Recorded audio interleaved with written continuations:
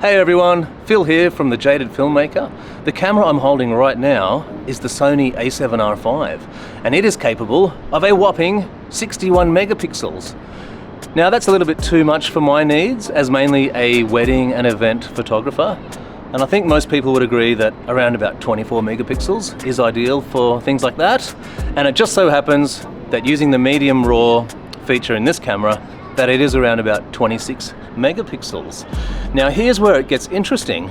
Since it's already downsampled, I can crop in on my prime lenses without losing any resolution at all. So I have brought Lila along with me just to show this off. I'm going to use the lens I'm using now, the Sony 24mm 1.4. So when you crop in, that makes, roughly 35. It's 36 mils 1.8.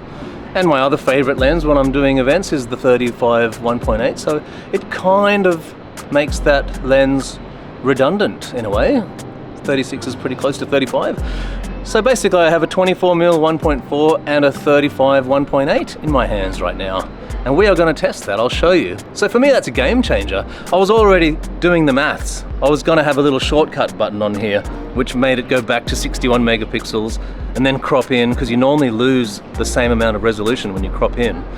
And I was going to have a little shortcut for that, switch to 35. But now all I have to do is one little shortcut button at the back, crop in. I have a 24 and I have a 35. All right, let's do it. Okay, so here we are on the roof of where Lila works. Now, you'll notice there's a bit of a haze in these images, and that's because I left the Tiffin filter on, and mainly that was on for the video really. I didn't take it off for the photos. So when we punch in, you should notice that the background blur is exactly the same, and that's why I do recommend a fast lens for this technique, so you can get the most of it. So yeah, the resolution is exactly the same, and I did end up editing these pics quite a lot, adding magenta to the shadows and bringing down highlights, and I even started adding grain a little bit, so I was trying to perfect these as much as possible. Right, so if we jump into Lightroom, you'll see, let's pick that one there, that it is a 24mm lens, yep, and the dimensions are 6240 pixels by 4160. And if we choose the crop one, Lightroom will still detect it's a 24mm lens, and you'll see that the dimensions are still exactly the same. So this does open up lots of opportunities. Thanks, Lila. So that's a game changer for me. I didn't know about that feature. If you did already, then that's awesome. But most cameras, when you crop in, you lose resolution. And I had the previous A7 IV, and I just never thought to check. So for me, I am quite happy. Anyway, that's all I think. Thanks for watching and happy shooting. I'll see you on the next video. Okay, bye.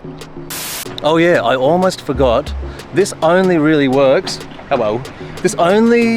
well, it can work on anything, but it works better if you have a fast prime, like a 24mm 1.4 like I'm shooting now, and the 50mm 1.2, because then if you use that, you don't really need your 85. And if you have a 135 1.8, that'll be your 200mm, and that'll be 2.8. But if you have a slower lens, then you might as well use a zoom, like a 2470. But I like my primes. I think I sold all my zooms. I have a 24-105, and for that, obviously I'd be zooming. So thanks for watching if you've watched for this long, and I'm not sure what my next video will be, but it won't be too serious either way. Anyway, thanks for watching. I'll see you on the next one. Okay, bye.